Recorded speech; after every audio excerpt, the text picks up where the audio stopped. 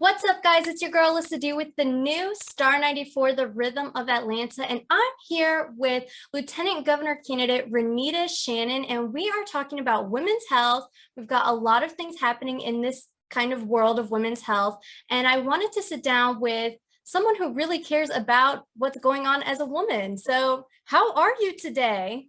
I'm great, Alyssa. Thank you for having me. Excited to be here today. Absolutely. I'm happy to have you. I'm super excited for us to jump into this conversation. I want to actually talk about, we've got a little bit of trending news happening lately. There's been some information leaked about potentially an overturn in the Roe v. Wade case. And I wanted to jump in a little bit and talk about that with you, the history of that and how it could possibly affect women's health. Sure. So I talk a lot about this in the campaign. With the leaked Supreme Court draft that we saw, we see that the Supreme Court is set to basically allow states to outlaw abortion and pretty much make this a issue that's dealt with in the states. For those who are not familiar with reproductive health care, what folks should know is that abortion access is health care.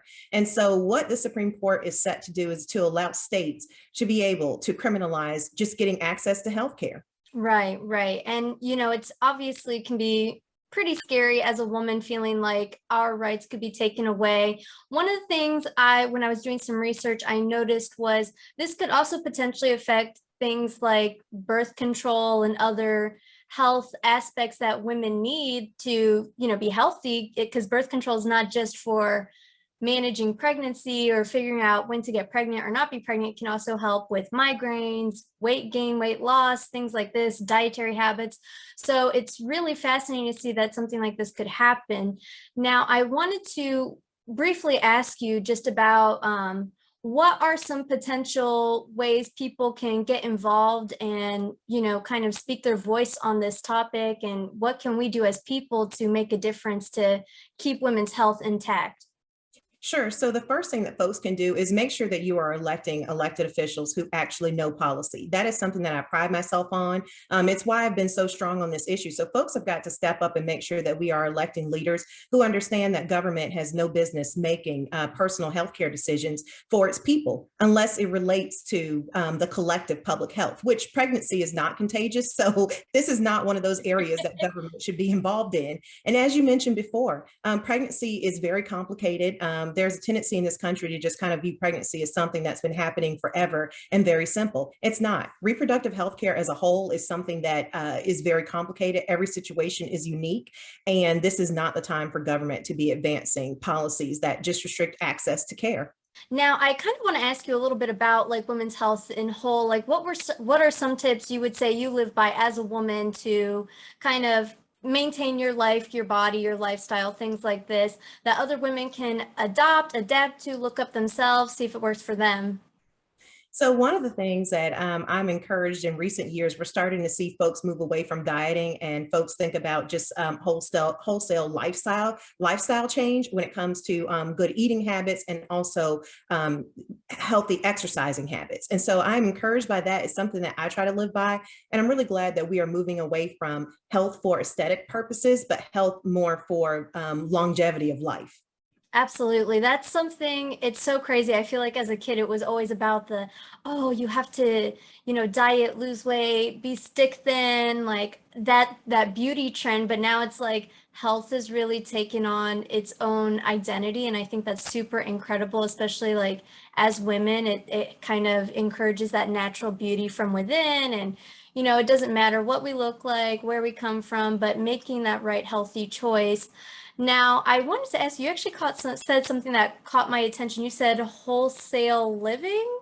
Oh, yes. So what I'm referencing is that now more often you'll see, as it relates to weight loss, as it relates to just taking care of yourself, that the newer information that we're receiving is what you said, not trying to get to a number on the scale, but it is about wholesale lifestyle change. So taking every day step by step and trying to make sure that you're eating the right things, making sure that you're making small commitments to yourself to work out. So as opposed to what we saw in decades previously, as you mentioned, mentioned, folks are just starving themselves to get to a number on a scale. And for a lot of folks, standards are being presented to them that were going to be unattainable and not healthy anyway. So what I'm saying is that I am encouraged by the new approach to healthcare that we are seeing, particularly aimed at women, which is not get to this dress size, get to this number on a scale, but it's more think about what you're eating on a daily basis, make small commitments to yourself, and make small commitments to try to exercise a little more, take a little walk, things like that are actually based on good healthcare advice. What would you say is one piece of advice you would give to somebody getting started kind of in their health journey, or what's something you tell yourself to stick to kind of that journey of healthy living, but not making it like a toxic relationship?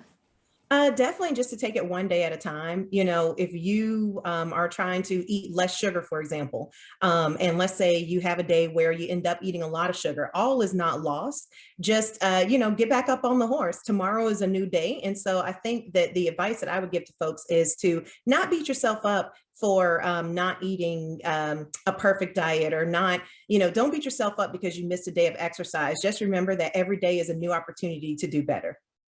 Absolutely. I know my husband and I, we like to do weekly challenges. So on Sunday, we'll decide what we're going to do. So we do like a week-long water challenge. And we're only going to drink water and send each other videos of like drinking water, or we're only going to eat salads this week for lunch.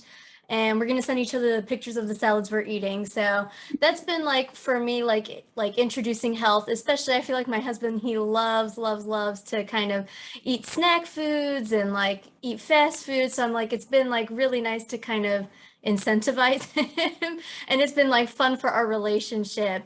What would you say has been one of your favorite things that you've learned about yourself through your own health journey? Well, just that I do need to give myself a break. For a long time, as you mentioned before, I would, kind of think about it as trying to hit these rigid exercise standards, to say, okay, well, I'm going to exercise three to five times this week. And if I don't, then that's a failure for this week. So the shift for me has been taking it step by step, day by day, and giving myself a break. Sometimes you just have stressful weeks. Sometimes you just don't feel like exercising. And so Absolutely. yeah, it's important to just give yourself a break, and to always know that tomorrow is right around the corner for you to get a little bit closer to your goals, and so is next week. So that has been the best advice that has really helped me. What would you say is your kind of favorite workout regimen, routine? I love doing Zumba. I do it 4 times a week. Like all when I'm done with work for the day, I'll just turn it on, do it. I feel so happy afterwards. So it's something that's like a favorite for you.